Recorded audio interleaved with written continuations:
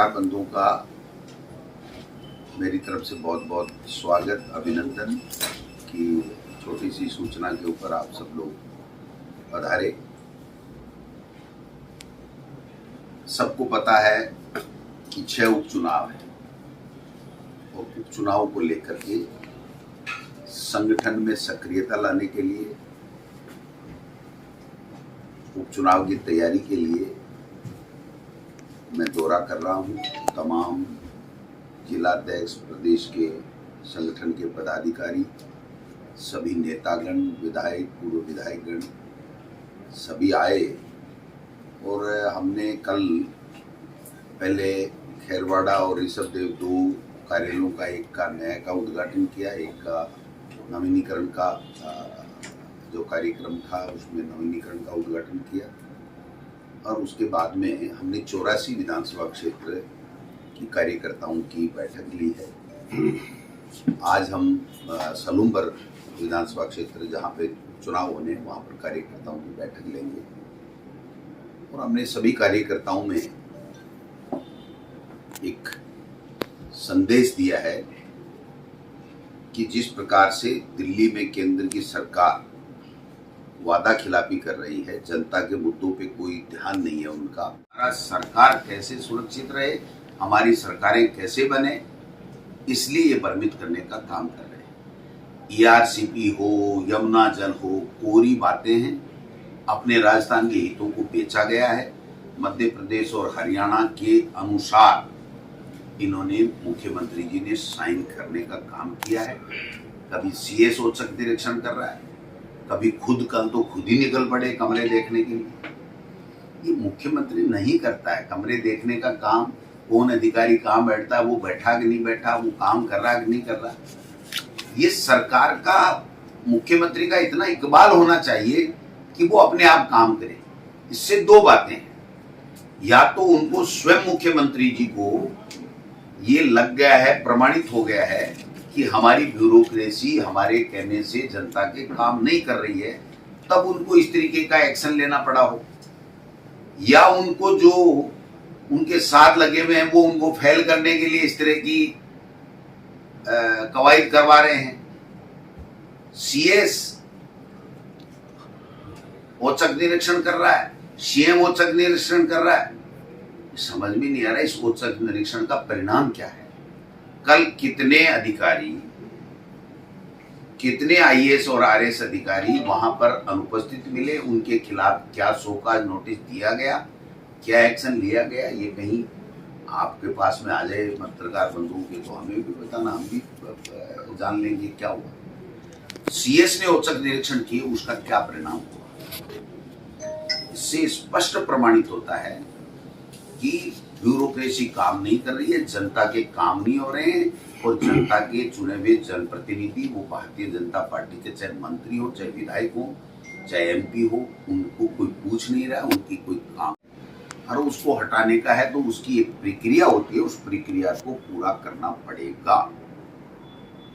तो मैं समझता हूं कि न अपराध कम हो रहे हैं, न महंगाई कम हो रही है, न शिक्षा के क्षेत्र में काम हो रहा है, बिजली लोगों को मिली नहीं, पानी गर्मियों में मिल नहीं रहा है, अतिवृष्टि से फसलें खराब हो रही हैं, बाढ़ आ रही हैं, लोगों की जानें जा रही हैं, कोई इनको परवाह नहीं है। आपको ये उदाहरण इस सरकार का मैं देना चाहता हूँ कि जब उदयपुर में कन्हैयालाल की हत्या हुई तो इन्होंने इतना बवाल किया, लेकिन तुरंत हमारी सरकार ने मुलजिमान को पकड़ा। मुख्यमंत्री जी स्वयं 3 दिन के अंदर अंदर आए, मैं साथ में आया, हमारे मंत्री आए और 50 लाख रुपए सरकार की तरफ से उनको बाकायदा फंड दिया गया और 2 बच्चों को नौकरी दी गई। आज देवराज की हत्या हो गई, 9 लाख रुपए मिले हैं, 51 लाख का वादा किया गया है। उस 51 में 30-31 लाख रुपए तो जन सहयोग का एग्रीमेंट किया गया है। अब जन सहयोग 1 रुपया भी हो सकता है, जन सहयोग करोड़ भी हो सकता है, लेकिन वो जनता पे निर्भर है, उसमें सरकार का कोई लेना देना नहीं। जब वो कन्हैया हत्याकांड में कन्हैयालाल के परिवार के लिए 1 करोड़ की मांग कर रहे थे, हमने 50 लाख दिए।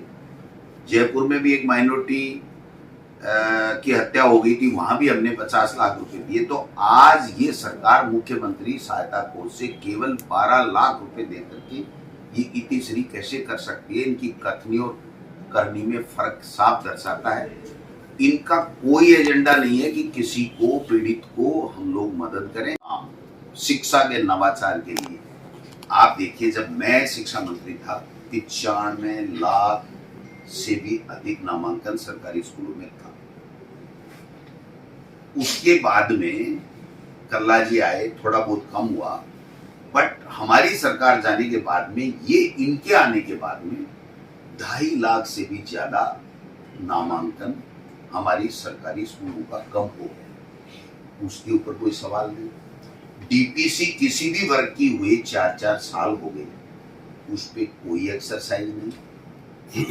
शिक्षकों की नई भर्ती कैसे करेंगे, उस पर कोई सवाल नहीं, कोई बात नहीं। समानीकरण करने के बाद में जहां एक्सेस टीचर हैं, वहां से उठा करके जो रिक्त स्थान है वहां पर लगाने की प्रक्रिया प्रारंभ की। 3 दिन बाद में उसको वापस विड्रॉ कर दिया।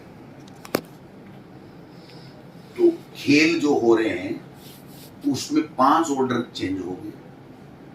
अभी विंटर वेकेशन की बात आई, शिविरा पंचांग इसी मंत्री के हस्ताक्षर से जारी हुआ है शिक्षा विभाग। वो अपने शिविरा पंचांग के खिलाफ बयान दे रहा है। या तो शिविरा पंचांग को चेंज कर दो आप। ये कह रहे हैं कि जहां जैसे सर्दी पड़ेगी वैसे वैसे छुट्टी करेंगे। तो साहब, आपके पास कौन सा यंत्र है मदन दिलावर जी कि आपको पता लगेगा कि आज बीकानेर में ज्यादा सर्दी है, आज जो है वो झालवाड़ में है, आज उदयपुर में है। या तो आप शिविरा पंचांग में संशोधन करके जिला कलेक्टरों पर छोड़ दें, तब तो कुछ समझ में आता है। ये जो छुट्टियों का कैलेंडर शिक्षा विभाग में 70 साल से इसलिए होता है कि उससे फिर जो वेकेशन होती है उसमें आदमी प्लान करता है कि बच्चों को कहाँ जाना है, ननिहाल जाना है, कोई घूमने जाना है, कि अपने परिवार के साथ जाना है या क्या करना है। इसलिए ये पहले से सेट प्रोग्राम होता है। पंचायत राज का केंद्रीय कानून भी है, राज्य का कानून भी है और सुप्रीम कोर्ट का फैसला भी है कि आप ओबीसी का आरक्षण अगर दोगे तो ओबीसी का पहले आपको सर्वे कराना पड़ेगा, आयोग बैठाना पड़ेगा और उसके बाद में ही आप उसको आरक्षण को दे पाओगे। मध्य प्रदेश और कई स्टेट ने सुप्रीम कोर्ट के फैसले के बाद में आयोगों का गठन किया है, कार्य नहीं किया, लेकिन सुप्रीम कोर्ट में जाकर के उनको वापस परमिशन लेनी पड़ी कि साहब हमें समय लगेगा और संवैधानिक बाध्यता है कि हमको चुनाव कराने, तो आप परमिशन दीजिए। लेकिन राजस्थान में अभी तक किसी तरीके की कोई बात उन्होंने नहीं की। और यहाँ पर राजस्थान में पूर्ववर्ती हमारी कांग्रेस की सरकार ने अच्छे काम किए, अच्छी योजनाएं थी, लेकिन देश के प्रधानमंत्री और भारतीय जनता पार्टी और आरएसएस ने एक झूठ फैला करके यहाँ पर सत्ता हथियाने का काम किया था, जनता को भ्रमित करने का काम किया था। जनता उनके बहकाव में आ गई, लेकिन आज 9 महीने बाद में जनता ठगा सा महसूस कर रही है। न कोई योजना है इनके पास में, न कोई इनका विजन है, न कोई काम हो रहा है। देश के प्रधानमंत्री ने कहा था चुनाव के दौरान कि हम कोई भी कांग्रेस की सरकार की अच्छी जनहितकारी पॉलिसी को चेंज नहीं करेंगे, उस योजना को बंद नहीं करेंगे। आज केवल और केवल 9 महीने में हर योजना को जो जनता के लिए थी उसको या तो इन्होंने कमजोर करने का काम किया है या पूरी तरीके से बंद करने का काम किया है। अनर्गल बयानबाजी है। मुख्यमंत्री जी केवल भ्रमण, भाषण और भ्रमित करने का काम कर रहे हैं। कभी कहते हैं 1 स्टेट 1 इलेक्शन। आज तक नवंबर में चुनाव है नगर निकाय के पहले फेज के और जनवरी में है पंचायत राज के। कोई विजन स्पष्ट नहीं आया कि ये चुनाव होंगे कि नहीं होंगे। माफियाओं और बजरी माफियाओं पे उन्होंने शुरुआत में सरकार बनते ही मैंने भी इस दिन छू मंतर किया, कार्रवाई के नाम पे आज उनकी सेटिंग होगी और पूरा का पूरा बजरी खनन, माइनिंग अवैध हो रहा है, धड़ल्ले से चल रहा है। डीटीओ आरटीओ आपके उदयपुर के बॉर्डर के ऊपर, आप वहां के पत्रकार हैं, अगर मैं गलत हूं तो मुझे दुरुस्त कर देना, बाकायदा हाथ दे दे के मोटी रकम ले रहे, सुबह लूटने का काम करते हैं, रात तक लूटने का काम करते हैं। और परिवहन मंत्री वो मुख्यमंत्री बना रखा है, वित्त मंत्री बना रखा है दिया कुमारी जी को, वित्त जो एक्सपेंडिचर है वो तो दिव्या कुमारी जी है, और जो वित्त रेवेन्यू है जिससे कलेक्शन होता है वो सारे मुख्यमंत्री जी के पास में। तो ये सामंजस्य कैसे बैठेगा? पंचायत कृषि मंत्री तो पंचायत राज मंत्री तो बन गए दिलावर जी, और कृषि मंत्री ग्रामीण विकास बन गए विपणन गई है। ग्राम सेवका योजनाओं के क्रियान्वित तो कराएंगे किरोड़ी लाल जी, और ट्रांसफर एक ग्राम सेवक का ग्राम विकास अधिकारी का करना होगा तो कहेंगे मदन दिलावर। मदन दिलावर जी तो साहब महान है, मदन दिलावर जी है, उनको तो शिक्षा से कोई लेना देना ही नहीं है।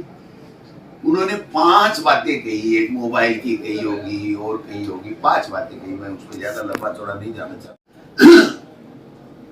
एक भी काम भारतीय जनता पार्टी का बता दीजिए। कानून व्यवस्था नहीं सहेगा राजस्थान जैसे नारे दिए गए, कानून व्यवस्था को कांग्रेस के शासन में अच्छा नहीं बताया गया था।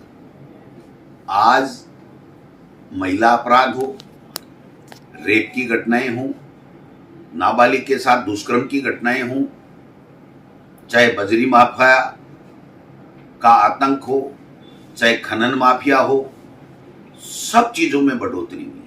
एक भी ऐसा सेक्टर नहीं है जो अपराध के क्षेत्र में कम हुआ हो। और बड़े ही अफसोस का विषय है कि मुख्यमंत्री जी भरतपुर के निवासी हैं, और भरतपुर आज राजस्थान में महिला उत्पीड़न हो उसके अंदर नंबर 1 है। ये जो बुलडोजर संस्कृति इनकी योगी जी लेकर के आए थे, और राजस्थान में भी सस्ती लोकप्रियता के लिए मुख्यमंत्री जी और सरकार उस नीति पे चल रही थी, उस पे सुप्रीम कोर्ट ने रोक लगा दी कि कोई भी अपराधी अगर कोई अपराध करता है उसके खिलाफ इन्वेस्टिगेशन है, और कोर्ट से जब तक वो सजा नहीं पा लेता तब तक आप उसको किसी तरीके का एक्शन नहीं ले सकते। और कोर्ट ने तो यहां तक कह दिया कि उस सजा में जिसमें उसकी दोष सिद्धि हुई है उसके तहत कार्रवाई कर सकते हो, उसके पैरेलल जा करके और किसी का संपत्ति को नुकसान पहुंचाना या घर तोड़ना ये आप नहीं कर सकते, कर दिया। लेकिन इसमें पैसे जो साइकिल के लगते हैं उससे ज्यादा लगे, क्योंकि वो जो कलर है वो बाहर से विदेश से इंपोर्ट करना पड़ा, और उसकी कोई स्वीकृति भी इन्होंने नहीं ली थी। कोई बात नहीं, पैसे ज्यादा लगे, लेकिन इससे एक क्या नवाचार हो गया आप बताइए।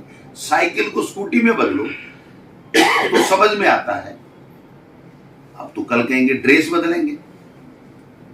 परसों जो बयान दिया उन्होंने कि हम ऐसी किताबें जला देंगे जिसमें अकबर को महान बताया गया। मैं उनसे पूछना चाहता हूं आपके माध्यम से कि आपको 9 महीने हो गए, ऐसी कौन सी किताब है जिसको आप जलाना चाहते हैं? क्योंकि पूरा स्कूली पाठ्यक्रम एनसीईआरटी सिलेबस मैंने 2020-21 और 21-22 में 2 किस्तों में लागू कर दिया था। जब एनसीईआरटी सिलेबस लागू कर दिया तो एनसीईआरटी वो संस्था है जो भारत सरकार के शिक्षा मंत्रालय के अधीन है, और भारत सरकार के शिक्षा मंत्रालय की जो एनसीईआरटी है उससे ही वो पाठ्यक्रम बना, और पूरे देश में एनसीईआरटी पाठ्यक्रम हम करोड़ों रुपए की रॉयल्टी दे करके उनकी बुक्स खरीदते हैं, वो सीडी हमको देते हैं, अपनी रॉयल्टी देते हैं करोड़ों रुपए की, और उसके बाद में वो किताबें हम यहाँ छाप करके बच्चों तक पहुंचाते हैं। तो कौन सी किताब जला रहे हो महाराज, ये बताओ तो सही आप। क्या मोदी जी की एनसीईआरटी सिलेबस बनाया हुआ है उसकी किताब लागू, उसको जला रहे हो? अनर्गल बयानबाजी सिर्फ आरएसएस के एजेंडे को सेट करने के लिए हिंदू मुस्लिम करते रहिए। ये जो G20 हुआ था ना, उसमें जो प्रदर्शनी लगी थी उसमें अकबर के बारे में क्या उन्होंने लगाया था उसका उनको नॉलेज नहीं है। इसलिए भारत सरकार जो पाठ्यक्रम बना रही है और जो G20 में जो जिन जिन लोगों के बारे में वो अपनी प्रदर्शनी में बता रही है, जो उसके खिलाफ बयान देकर के वो क्या साबित करना चाहते हैं। उनका मकसद एक ही है कि मैं ये हिंदू मुस्लिम करता रहूं, अनर्गल बयानबाजी करके गालियां कांग्रेस के नेताओं को निकालता रहूं, तो आरएसएस मेरे को शाबाशी देता रहे और मैं मंत्री बना रहूं। सागवाड़ा लाइव न्यूज, जी हाँ, लेटेस्ट खबर पाने के लिए चैनल को सब्सक्राइब कीजिए, वीडियो को लाइक कीजिए और शेयर कीजिए। धन्यवाद।